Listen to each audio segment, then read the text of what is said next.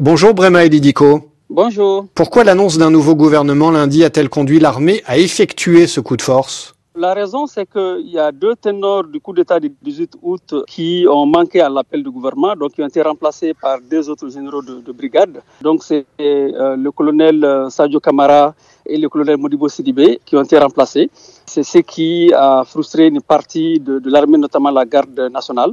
Et donc, ils ont mobilisé les autres collègues qui ont fait le coup d'État et puis finalement, ils ont interpellé le Premier ministre, puis le président de la transition. Mais comment est-ce que vous expliquez que le président et le Premier ministre aient voulu effectuer des changements au poste de la défense et de la sécurité en y mettant des ministres qui ne sont pas des figures emblématiques de la junte? Je ne suis pas dans les secrets de la haute administration, mais en tout cas, il y avait une volonté de construire un gouvernement de large ouverture, un gouvernement inclusif et représentatif, un gouvernement, on va dire, plus facilement contrôlable, parce que si on a toujours les ténors de la junte avec soi, c'est difficile finalement de leur imposer des instructions.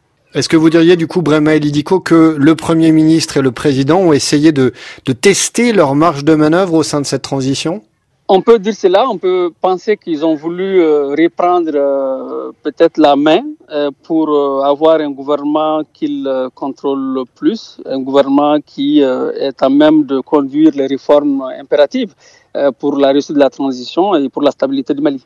Alors si on prend maintenant le point de vue des militaires, comment est-ce que vous expliquez qu'ils aient pris le risque de braquer la communauté internationale à ce point en arrêtant le président Bandao et son Premier ministre Mokhtar Ouane? Jusqu'à preuve du contraire, tout s'est passé bien entre le Premier ministre, le président de la transition et puis les militaires qui ont fait le putsch le 18 août 2020.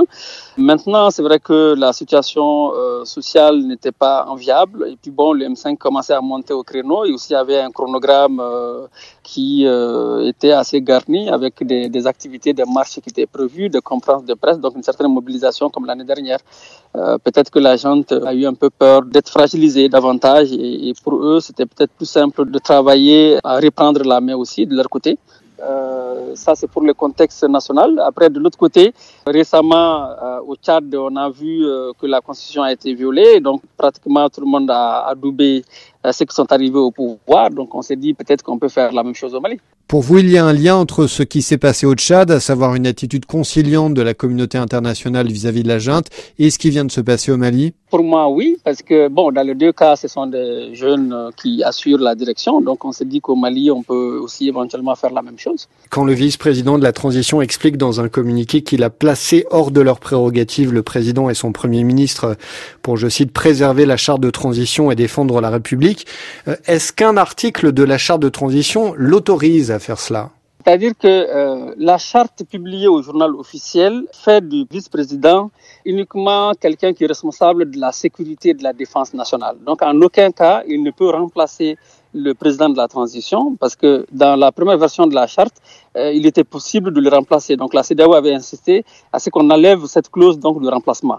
Donc, ça veut dire que lui-même, en prenant cette décision, viole la charte et finalement prend quand même des risques vis-à-vis à la fois de la CEDEAO qui peut imposer un embargo sur le Mali, donc une économie qui est déjà éprouvée par la grève de la principale centrale des syndicats et puis, bon, par aussi l'insécurité et tout ce qu'on connaît depuis ces 10 dernières années. Et comment réagit-on au Mali? Est-ce que l'opinion publique est partagée sur ce dossier? De façon générale, il y a quand même une certaine consternation, quoi, parce que on se dit bon, c'est un éternel recommencement au Mali, donc à chaque fois on rebelote avec les mêmes acteurs. On ne sait plus à quel sens c'est voué. Donc à un moment donné, le 18 août, beaucoup de Maliens avaient pensé que bon, les militaires allaient faire l'affaire. 9 mois après, la situation n'a pas véritablement changé parce que la lutte contre la corruption n'a pas bougé d'un iota. On ne sait pas jusqu'à preuve de contraire qui a donné l'ordre de tuer les manifestants du M5-RFP les 10, 11, 12 juillet. La stabilité du Mali, donc, pour le moment, reste un slogan. Finalement, bon, les gens observent qu'est-ce que la communauté internationale va faire, notamment la CEDEAO. Est-ce que l'acte qui vient d'être posé ne joue pas finalement le rôle de révélateur en montrant que cette transition est soumise au bon vouloir des militaires? Dès le début, vous savez, nous avons eu une transition civile militairement assistée. Et donc, on passe d'une transition civile militairement assistée à une transition militaire.